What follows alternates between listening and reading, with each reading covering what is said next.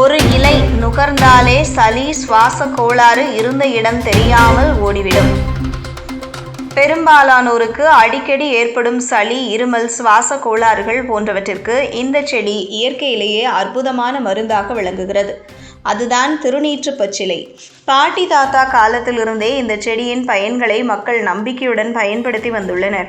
மருந்து கடைக்கு செல்லாமல் கையிலேயே கிடைக்கும் மருந்து என்பதால் இதன் முக்கியத்துவம் இன்னும் அதிகரிக்கிறது. இந்த இலைகளை பறித்து கையில் நசுக்கி அதன் மணத்தை மூச்சின் வழியே ஆழமாக நுகர்ந்தாலே போதும். பல நாட்களாக சுவாச கோளாறால் அவதிப்பட்டவர்கள் கூட சில நிமிடங்களில் சுவாசம் தெளிவாவதை காணலாம். மூச்சு குழாய்கள் சுத்தமாகி சளி அடைப்பு கரைய காரணமாகிறது. சுவாச கோளாறை தவிர தலைவலிக்கும் இதன் பயன்பாடு மிகுந்தது. திடீரென தலைவலி வந்தால் திருநீற்று பச்சிலையை பறித்து தலையில் நசுக்கி தேய்த்தாலே சில நிமிடங்களில் வலி குறையும்.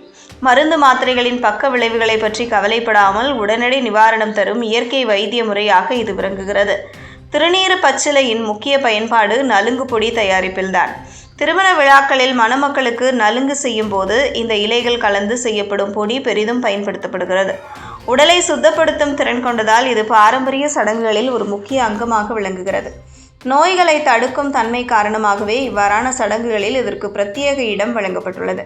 மேலும் இந்த இலைகளை தின்றாலோ அல்லது அரைத்து குடித்தாலோ சளி, இருமல், மூச்சு திணறல் ஆகியவை வேரோடு மறையுமாம். தினசரி சிறிதளவு இலைகளை உபயோகிப்பதால் சுவாச கோளாறுகள் முற்றிலும் அண்டாது. ஆயுளையும் நீட்டிக்க செய்யும் சக்தி இதில் உள்ளதாக பண்டைய நம்பிக்கை கூறுகிறது. அதோடு சளி மற்றும் மூச்சு திணறலுக்கு இந்த செடியின் வேர் கூட மருந்தாக பயன்படுகிறது. வேரை தூளாக்கி சாம்பிராணி போல எரித்தால் சளி, சுவாச அடைப்பு, காற்றுக்குழாய் அடைப்பு போன்ற பிரச்சனைகள் தானாகவே குறையும். புகையை மூச்சில் இழுத்து கொண்டால் நுரையீரல் சுத்தமாகும்.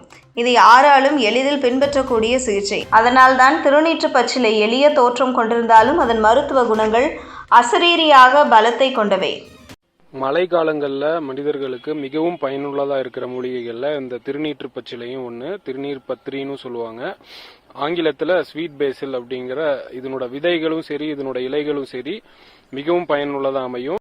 மழை காலங்களில் மனிதர்களுக்கு மிகவும் பயனுள்ளதாக இருக்கிற மூலிகைகளில் இந்த திருநீற்று பச்சிலையும் ஒன்று. திருநீர் பத்திரின்னு சொல்லுவாங்க. ஆங்கிலத்தில் ஸ்வீட் பேசில் அப்படிங்கிற இதனோட விதைகளும் சரி, இதனோட இலைகளும் சரி மிகவும் பயனுள்ளதாக அமையும்.